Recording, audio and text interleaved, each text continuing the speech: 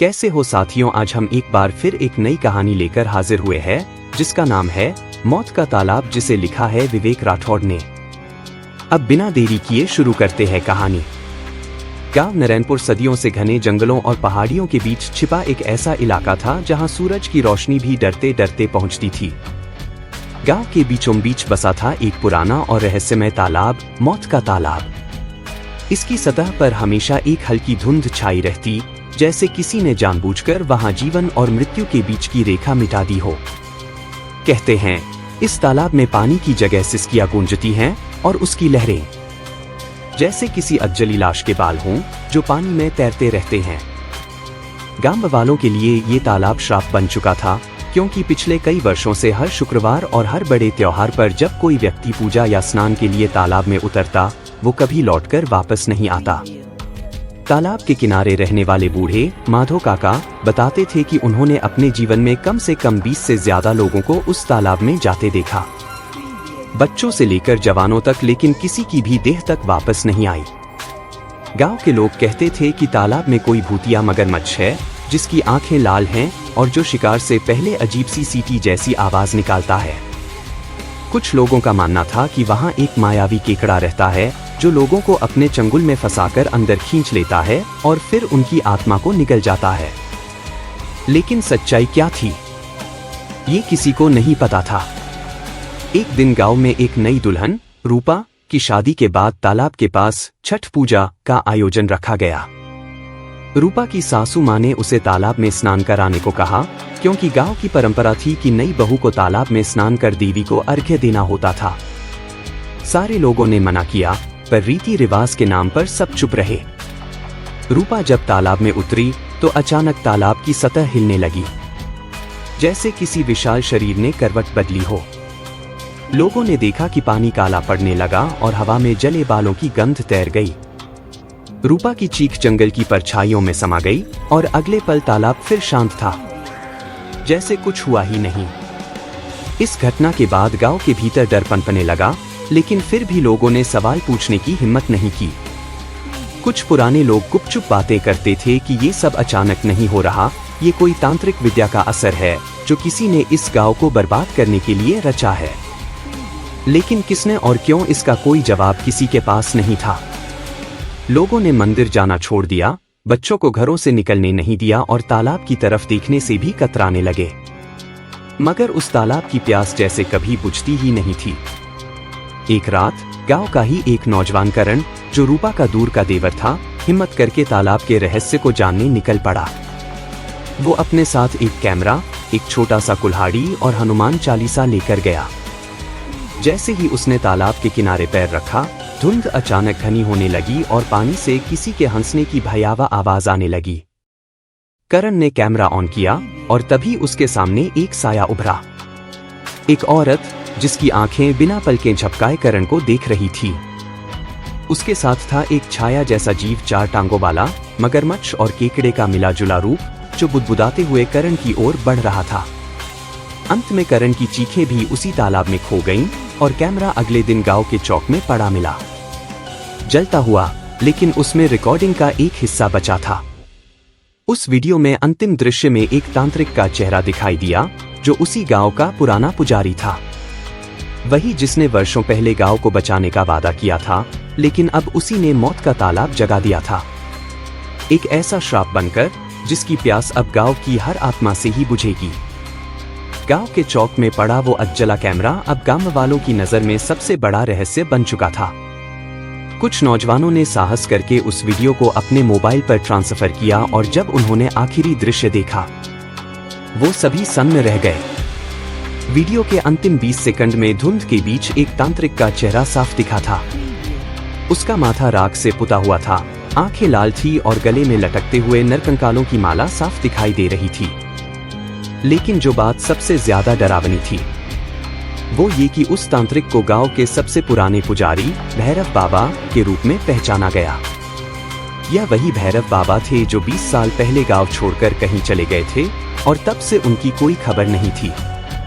गांव में मान्यता थी कि वे कैलाश की ओर तपस्या को गए थे, पर अब उनका ये रूप देखकर लोगों की रूह कांप उठी। तभी गांव की सबसे बुजुर्ग महिला धाई माँ ने चौंकाने वाली बात कही। भैरव बाबा को गांव के सरपंच और कुछ लोगों ने अपमानित कर गांव से निकाला था। उन्होंने तब कहा था, तुम सबने मेरी शक्ति को ललकारा है, अब मैं तुम्हारे देवता नहीं, तुम्हारी मृत्यु बनकर लौटूंगा। अब धीरे धीरे सब समझ आने लगा। तालाब का पानी क्यों बदल गया, क्यों हर शुक्रवार को ही मौत होती है, क्यों त्योहारों पर बलि जैसी घटनाएं घटती हैं। क्योंकि तांत्रिक भैरव बाबा ने उस तालाब को अपने श्राप से जिंदा बना दिया था। उस तालाब में एक चुड़ैल को बंद किया गया था, एक प्राचीन आत्मा जो नीलवती नाम से जानी जाती थी, और एक मायावी जिन जो जंगल के उस पार के काले पत्थरों से निकाला गया था। इन दोनों को तांत्रिक ने अपने वश में करके गांव के लोगों पर कहर ढाने के लिए तालाब में बांध दिया था।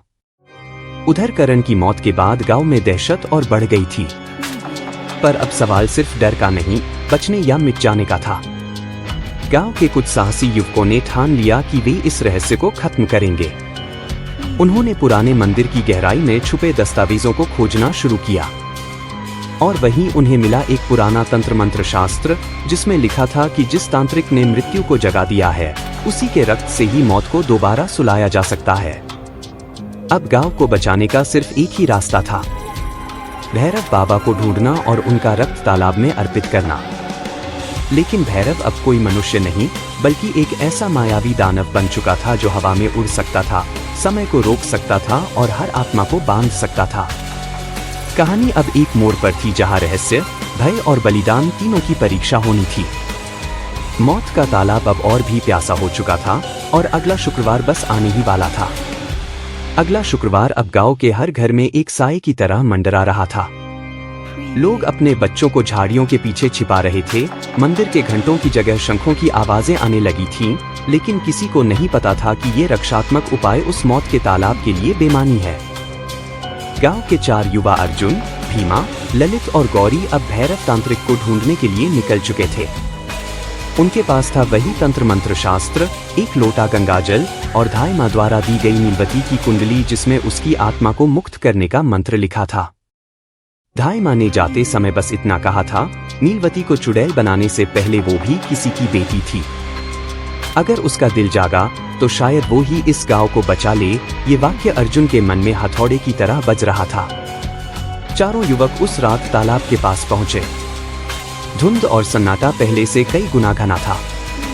अर्जुन ने मंत्र पढ़ने की कोशिश की, लेकिन जैसे ही पहला अक्षर जुबान से निकला, तालाब की सतह हिलने लगी। पानी में से काली बर्फ जैसी कोई चीज ऊपर उठी और हवा में गूंजने लगी नीलवती की चीख, क्यों बुलाया मुझे फिर से? मैं तो सो चुकी थी, अब मौत जागेगी। अर्जुन ने कांपती आवाज में उससे कहा, हम तुम्हें मुक्त करने आए हैं, तुम्हारा बदला नहीं। हम जानते हैं कि तुम्हें तांत्रिक ने श्रापित किया, न कि गांव ने। इतना सुनते ही तालाब से अचानक एक लंबा धुएं जैसा शरीर निकला। नीलवती। उसका चेहरा जला, आंखें सफेद, लेकिन उनमें एक टूटे हुए दर्द की परछाई थी। उसके बाल हवा में लहराते हुए आग के गोले बन गए। तभी पास की झाड़ियों से एक डरावनी फुंकार आई। मायावी जिन अब सक्रिय हो चुका था। वह 4 हाथों वाला एक काला राक्षस था, जिसकी एक आंख उसकी छाती पर थी और दूसरी पीठ पर। वह सीधे अर्जुन की ओर झपटा, लेकिन तभी नीलवती ने चिल्लाया, रुको, ये मुझे मुक्त करने आए हैं। ये पहला मौका था जब उस चुड़ैल ने किसी इंसान को मारा नहीं, बल्कि बचाया। अर्जुन ने तुरंत वही मंत्र पढ़ा जो नीलवती की आत्मा को मुक्ति देने वाला था, लेकिन मंत्र अधूरा था। आखिरी पंक्ति भैरव तांत्रिक के रक्त से ही पूरी होनी थी। अब नीलवती की आत्मा अधर में झूल रही थी। वो छटपटाने लगी, चिल्लाई, मुझे अब या तो मोक्ष दो या मुझे हमेशा के लिए इस तालाब में कैद कर दो, लेकिन अधूरा मत छोड़ो। उसकी पुकार से आकाश में बिजली चमकी और तालाब के बीचों बीच एक काली दरार खुली, जैसे नरक का द्वार खुल गया हो। उसी दरार से निकला भैरव तांत्रिक। अब वह इंसान नहीं रहा था। उसका शरीर राख से बना हुआ था, आंखें जलते अंगारों जैसी और उसकी आवाज जैसे किसी मृत आत्मा की गूंज। मैंने ही इस चुड़ैल को जगाया, इस जिन को वश में किया और इस गांव को उसका हिसाब दिया। कोई मेरा शिकार नहीं बच सकता। तालाब अब युद्ध भूमि में बदल चुका था। एक और अधूरी नीलवती की आत्मा, दूसरी ओर मायावी जिन, और सामने था काल जैसे भैरव तांत्रिक।